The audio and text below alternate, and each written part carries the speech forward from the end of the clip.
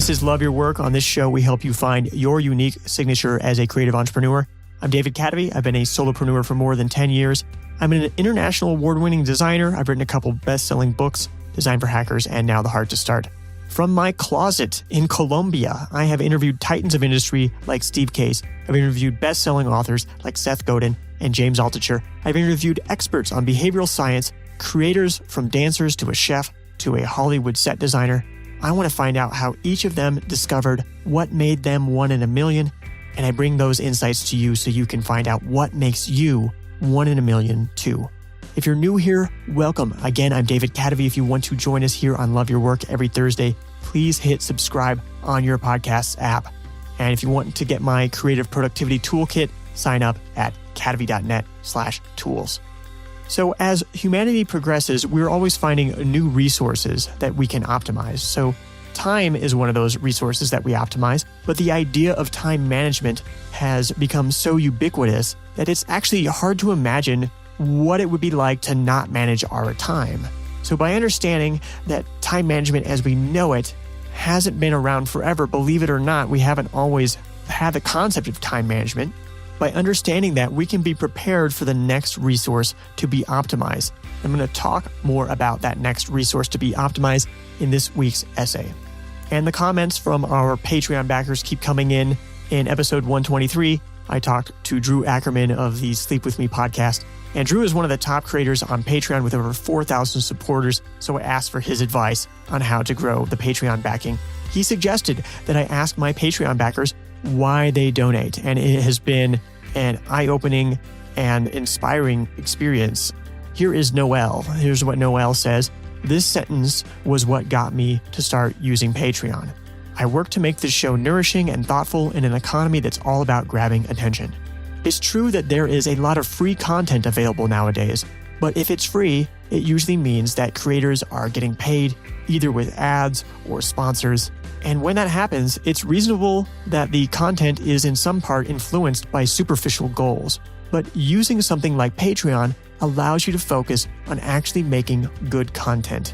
And although this is marketed as the Love Your Work podcast, I actually signed up because I also enjoy your work on other platforms like Medium or Steemit. So thank you so much for that insight, Noelle. It is true, I have talked a lot about this on this show.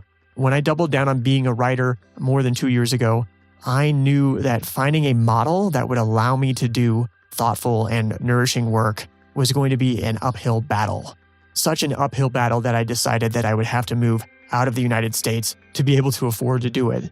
And I don't have it all figured out, but Patreon is just one way that helps free me up to do my best work and to do honest work. So if you are like Noelle, if you want to vote against having your attention and or data sold, please support Love Your Work on Patreon. Just think about all the money you spend each month on random coffees and teas. Just one of those, just a coffee a month, would really go a long ways in helping support the show. Donate at cadavy.net/donate. That is cadavy.net/donate. Now, here is the article.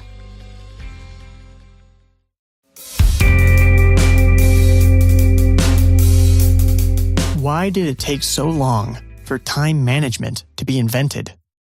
Sometimes a discovery takes way too long to happen. We had luggage for a long time, and we had wheels for a long time, but we were deep into the 20th century before someone put wheels on luggage. The Mayans had wheels on their kids' toys, but they still didn't have wheeled carts for transportation. One invention that took too long to happen was time management. It's not clear exactly when time management was invented, but we do know Leonardo kept very long lists of things he'd like to accomplish with his time, like draw Milan and get the master of arithmetic to show you how to square a triangle.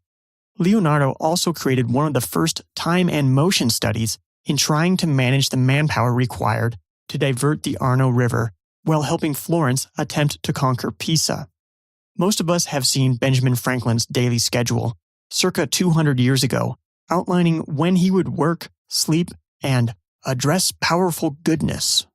Apparently, a consultant told steel magnate Charles M. Schwab to write and prioritize a list every day. This tip was so valuable, Schwab voluntarily gave that consultant today's equivalent of nearly $500,000. This was in 1918. The oldest time management book I could track down was The Time Trap, published in 1972. How to Get Control of Your Time and Your Life followed soon after, in 1973. It was one of Bill Clinton's favorite books. Time management is so widespread, few people can afford not to manage their time. You'll have a hard time competing over resources if you don't manage your time.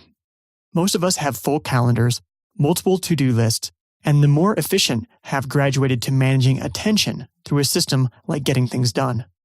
So, what took so long? Consider how stuff turns into things. Our world is full of boundless phenomena. This stuff, things like air temperature, light, and time. The world is also full of phenomena with boundaries, such as an acorn, a lake, or your own body. When you take stuff and make it into a thing, it can become controlled and optimized. When a stuff is turned into a thing, it moves humanity forward. Consider color. Nature did not make colors. There is a spectrum of radiation. A portion of that spectrum is visible to humans. Color is a stuff. Some cultures only have a few widely recognized color names. The Simane, native Amazons in Bolivia, have words for white, black, and red. The Papua New Guinean language Birinmo has 5 words for colors. Homer often referred to a wine-dark sea in Odyssey and Iliad. There's speculation that this is because ancient Greeks didn't think of dark blue as being different from dark red. Meanwhile, there are 11 widely recognized color names in English. Yet the screen that you read an article like this on has millions of colors. Color recognized as things. There's a numerical system for recognizing all of these colors. That allows for control and accuracy in conveying those colors. Because the stuff of color was turned into a thing, you can read an article and type crisp enough to rival a printed book. You can be transported to Antarctica to huddle in a squall with king penguins through a BBC documentary, or you can chat with your parents as if they were in the same room despite them being on another continent. Some things take a long time to be invented, or should I say discovered. But soon after they become widely used, we take them for granted. We can hardly imagine not being aware of more than 3 color names. We can hardly imagine not being aware of wanting to get a certain number of things done in a certain amount of time. Time management may be a given in most of the industrialized world, but its use is still spreading. As an American living in Colombia, I'm reminded nearly every day that Colombians have a different sense of time, and personally, I hope they don't change. So what comes after time management? We already have attention management. Next up, I believe, is mind management. More specifically, the management of creative energy.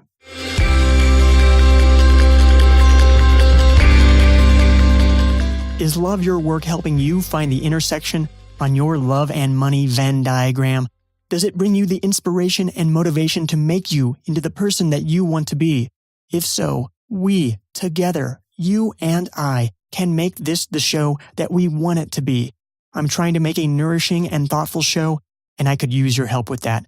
Please donate to the show. Just a coffee a month will help support the hosting and production of this show. Just a coffee a month will help spread Love Your Work's message, helping more people live a balanced life with a healthy definition of success.